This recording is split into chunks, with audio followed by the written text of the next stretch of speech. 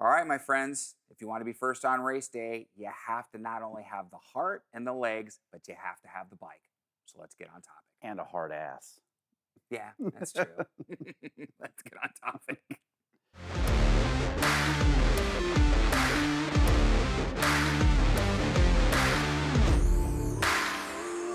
Hey everybody, it's Thomas with Get Out Arizona, and you are watching another great episode of Bike Showcase on Toolbox Topic.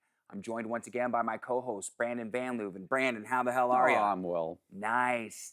And today we're coming from you from Czech Bicycle Stores, West Phoenix, because it's where the cool kids hang out. And me, as always, we are here. It's the day before Thanksgiving. You guys are seeing this Sunday after Thanksgiving. And we appreciate you showing up once again, guys, for the support. We love you to death.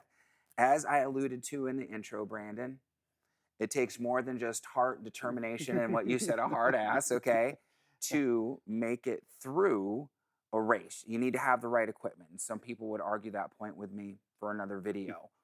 This is the Gen 3 Trek Procaliber 9.5. Yes, it is. With the new IsoBow technology. This is pretty hot and sexy. And if I think so too. If you're looking for a race bike, this should be on your list. Easy in the top 3. So yep. I don't know a whole lot more about it. I'm more familiar with the Supercaliber line of race bikes. So I'm going to let you take it away, Brandon. And Let's talk about this. First of all, I want to say that I'm happy that Trek still makes a hardtail. Just a hardtail. Yeah. Thank you so much. This definitely has a place maybe for someone who wants a higher end race bike but can't quite afford the Procaliber or the Supercaliber, excuse me. This is a fantastic option. What I like about you said it's sexy. I love the lava. Yeah. The color is awesome. That's a lava. I can get my hands clean. I like lava. And then also I like that they got rid of ISO speed and went to IsoBow. So what they're doing now is they're eliminating that bearing that's in there that caused a lot of people a lot of problems. And now they're using the frame materials to get about 80% of what ISO speed gave you. Right. But I guess with zero the amount of BS that ISO speed gave you. Which is a win. It's a huge win in my book. Yep, absolutely. And we're taking a little bit of weight off the bike as well, which is great. And I think this is just a nice modern looking setup in the back here. It is. For a modern day carbon hardtail. It looks great. Now, I wish they would have more options for us. I think, unfortunately, there's not a big demand for hardtails. If you're going to spend this kind of money, people are probably going to just jump up to a dual suspension. But I think there's absolutely a time and a place and a person for this bike. And I agree with you. And when we talk hardtails too, we definitely cannot discount or leave out, I should say, the Marlin or the Roscoe, which are great hardtail mountain bikes, not necessarily race bikes, though you can race on them. In that Trek lineup. They support such a large part of the community who, again, maybe don't have the money for a full suspension or a higher end carbon. Or don't want to deal with all the BS that a dual suspension gives you. So I know I'm in the market for another hardtail. I think this is great. I just wish there was more of a demand for a higher end. Yes. This one has 12-speed Dior. It works just fine. Right. I think this frame is worthy of a transmission. It's worthy of an XTR drivetrain, better fork, all that stuff. But again, I don't think the demand is there for that, and they want to keep the price point low. So we got this one at just about $2,500 or so. Which is, if you're a racer and you're looking to step up, okay, and you don't want to deal with, say, the Supercaliber, that ISO strut, this is a really good bike because the frame itself, like you said, is so high quality. Until it breaks, there's no reason to replace it. Right. So at this point, what you're doing is the front suspension wears out, you get a better front fork. Your derailleur starts to wear out, you upgrade the drivetrain. Yeah. And then at some point, this becomes essentially a 9.9. Procaliber. I think that's great. And it's also be awesome to build this thing from the ground up. If you bought of course, the price skyrockets when you do that. But the frame set's available, and that's also an option, and that would be really fun to build this with some kick-ass parts. Oh, absolutely. That would be super cool. Man. All right, guys, that's it. We're done. I'm going to go freaking to the computer and have Brandon help me spend some money. No, I'm joking. Totally dig that. Do you want to go through the parts and stuff on Yeah, this one? let's go So- front to back on this. We'll kind of do it a little bit traditional and everything, and then we'll talk about who this bike is for and maybe some of the differences to what we see in the Procaliber, which we'll maybe do a comparison, and the aluminum version of this one and the Procaliber. So Brandon, go ahead and let's start from front to back. I'm just going to start off and say, I mean, everything on this bike is lackluster except for the frame to me. The wheels are okay. Fork, it's okay. Cockpit's okay. I'd get rid of that dropper post. It's fine. It works fine. I think this bike, this frame warrants a much better part spec, but then the price is going to go up and then people may not want that because it's a hardtail. It's a hardtail. And I want you guys, I know some people comment, or in the comments, you'll say, hey, just because it's middle of the road, or as Brandon's saying, you know, lackluster, doesn't mean it's not good. And you're absolutely right. We are not saying that. These are good, solid parts on this bike. But it would have been nice for Trek to, oh no, shove it in your pocket, Brandon. Edit, not I got edit. snagged. It did. He got snagged. It's all good. You know, but then at that point, we're talking like a Procaliber, you know, 9.7, 9.8, 9.9. Right. And Brandon's right. Not a lot of people are going to want to pay that money out of the gate. Because now for a hardtail, because when we get up to that price point, now we have the Slash, we have the Fuel EX, you know, 9.6, 9.7, you know, so this those thing bikes. sits in a tough... It's a tough category. Yeah, absolutely. Really tough category. But it doesn't mean it's not a great bike, and it doesn't mean that you couldn't come down today, buy this bike, and then get out there and have some great fun with it. You know, it's that good. But Brandon's right. It's a Dior group. You know, not gonna lie. You know, they could have done. I would have liked to have seen at least a SRAM GX, or maybe a Shimano XT SLX mix somewhere. Funny enough, the aluminum version of this, of course, has XT. Yeah. So that's the trade-off. So you go to do aluminum, you have frame. no IsoBow, but you get a little bit of pick me up in the parts in the group. department. So, yep, pros and cons for both. Okay, so start, go. RockShox Judy. It's fine. It's fine. So one thing that I got to complain about these bikes is that I don't know why every time Trek or anybody makes a new bike, it has to be longer and it has to have more travel. There's nothing wrong with the wheelbase on last year's Procal. There was nothing wrong with it being 100 millimeters for a race bike. Yeah. Got a longer wheelbase. We got a longer travel. It's just the same freaking story every time they come out with a bike. It's longer and more travel. So that's the story. It's longer and more travel. So Judy, it's fine. He's quite the cynic today, isn't he? It's an air fork. It's great. It's got plenty of adjustability, and it has a race day, 120 millimeters. 120 millimeters. And typically on Trek bikes, if you want to bump up to a 130 with a different kit, the bikes are typically corrected for about a 10 millimeter. And I believe on Trek's website, it did say you can actually go to a 130 on this. Now, before we go any further, what's the weight? Because people complain we don't get to the weight soon enough. About 26. Okay, so he's not really sure. Just about under 26 pounds. I'm going to put a banner right there so you know exactly what it is. Which for a carbon hardtail is not, doesn't float my boat. Yep. But again, it's fine. All right. Very basic cockpit, very basic saddle, very basic dropper post on there. You know, I'm not a fan of dropper post. I pitched that thing first.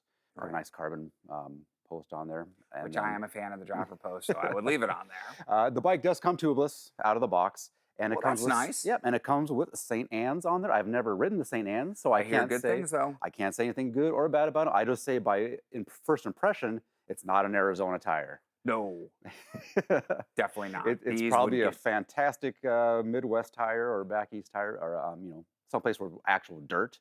Yeah. But for around here, I don't think they're going to be aggressive enough. But again, I can't speak to that yet. I think maybe if you're up in some parts of Flagstaff, Sedona, that area, and that's where you lived and rode all the time. Place with some dirt. Yep. Real dirt. I think would work. But down here in the valley where everything wants to stab or eat you, not so much. But I think it's great that they put these tan walls with the lava. Yeah. I think it looks classy. It looks great. It's got a good look. I'm really happy with that decision. And then, of course, we go back to that 12-speed Dior drivetrain. Solid. It works just fine. It's fine. It's great. Here would be interesting for me. And last week, if you guys watched last week's video, we really appreciate it, you know, and in saying thank you again, like, subscribe, bell, notification icon. It helps out the channel, helps out the video if you made it to this point. I can almost, me being me, the chucklehead that I am, would be putting gravel bars on this and then doing the SRAM Adventure wireless, but the 1x13, even though last week's bike was a 1x12, they do make the 1x13. And now you almost have that hybrid gravel bike. That could be cool. You know? I could potentially get behind that. Yeah. I like this frame that much. Stay tuned. 2025 is going to be a really interesting year, my friends. So stay tuned for that. But that would be kind of almost like a gravel racer. Screw the checkmate. This is the frame you're going to build for that. So that could be interesting. Probably a little more comfortable as well. Yeah. That could be something. Yeah. It has merit. Let me get him drunk. Stay tuned. What do you mean get me drunk? I forgot.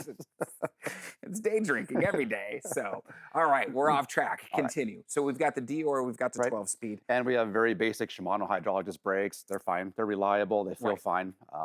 But again, I think people that like a hardtail, a carbon hardtail, are going to want more than what this bike offers. With. Yep. Right. Now, and we can go back to your budget, and budget's a big thing. And I talk about this, especially working at the camera shop. Someone comes in and says, hey, this is my budget. What can I get? We can talk about what you can get a little bit more, the Procaliber, or to save yourself a little bit of money and get a little bit less, because there's other things you're going to need. If this is your first time purchasing a bike, we're talking shoes, we're talking helmets, some type of hydration delivery system, eye protection. I'm a big stickler on eye protection. All these things. So for a person who has kind of a hard limit on their budget, this could still work, you know? Certainly. And again, if you're upgrading from a Marlin 5 and you're really getting into the race scene, this could work. That would be a huge step up. And if you've already upgraded some of the parts on your Marlin 5, you can easily put them on here. Yeah. Seriously, and take these parts and put them back on your Marlin 5, so you still got, you know, 2 bikes to ride around with. So there's a lot of different options, a lot of potential to mix and match. But I do understand what you're saying. When you look at it, it's just kind of, it's so close. Yeah. It's like you go to the movies and that arc is going up and then it just kind of flatlines and goes there. And you're like, it's not bad.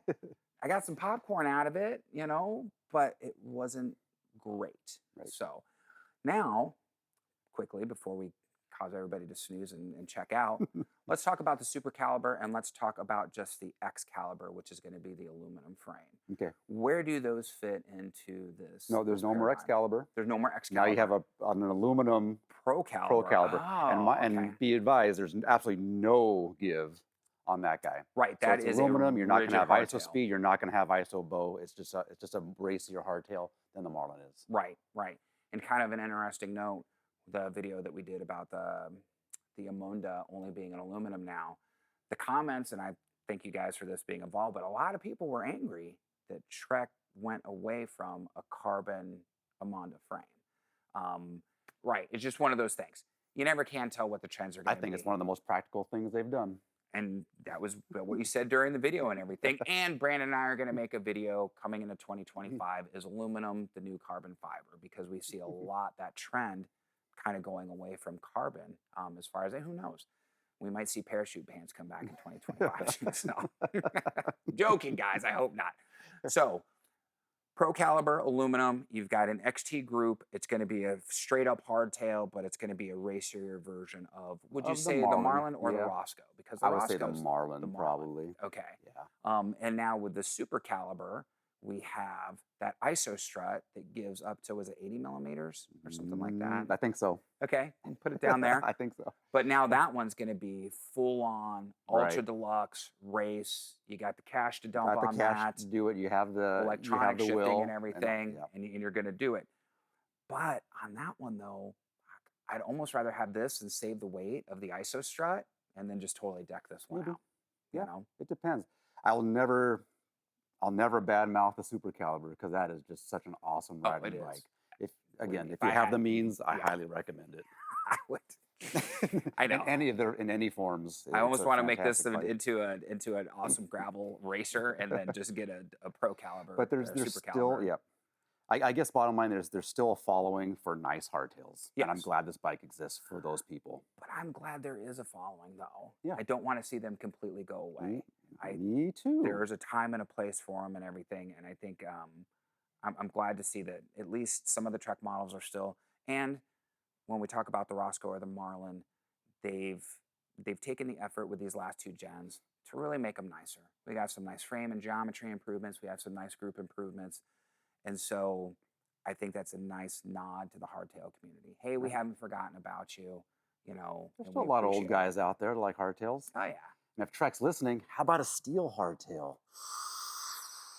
Yeah, that would be nice. That would be nice. I can get behind that. Even something with a gearbox. I know. I'm that. Again, I'm the chucklehead of the bunch. Remember, the cool kids and Yeah, me, no, you're fine, you're as far fine. as that goes. So, You're always thinking out of the box. That's all right. you know, and I try to because you never know what's going to fall out when it happens. So, Yep. all right, Brandon, closing thoughts on this bike before we go. And in all seriousness, in your opinion, because I've already stated mine, who is this bike for? Someone who wants to race, but can't quite afford the Procaliber. Okay. It's still a fantastic race bike. It just doesn't have that same technology, that same ride quality. Okay. Probably. I don't know. I haven't rid this one yet, but yeah, probably the highest end race bike that you can get from Trek. That's Okay. not a Procaliber. Okay. Awesome. Well, guys, there you have it, straight from the horse's mouth. And my opinion, as far as that goes, I would say the expert. I'm just the novice. Like, subscribe, bell notification icon, my friends. It helps out the channel, it helps out the video, and we appreciate that support. Links down below. Most important one is going to be the Trek Bicycle Stores of West Phoenix. If you have a question on this bike, if you have a question on anything you've heard today, videos from the past, give them a call. They would love to help you solve your issues. Come down if you're local. It's a great group of guys and gals. Seriously, you won't be disappointed. Instagram, Facebook, TikTok, the devil's work, but it's necessary to get out the word, I should say, get the word out about Get Out Arizona. We have group rides, we have group hikes. It's that time of year, my friends, so there'll be the day rides, not necessarily the night rides like in the summertime. Affiliate links, they help out the channel. It doesn't cost you a penny, but it gives us a small commission, and that helps out with park passes, gas money, and coffee money, the other trifecta we love so much here. So it's a little late, but happy Thanksgiving, my friends. I hope you had a fabulous day and you were safe and you didn't let any BS ruin the family event. Seriously. I just want people to love each other again. That's it. That's all I'm looking for. Is just a little bit of kindness in the world. So, and on that note, what do we say as we always close? Be kind to yourself and others. Be amazing stewards out on that trail. And we have to ask you, what are you waiting for? Get Out Arizona. Goddamn right. We will see you on that next adventure. Take care, everybody. Brandon, we'll see you next week. Have a good holiday, man. You too.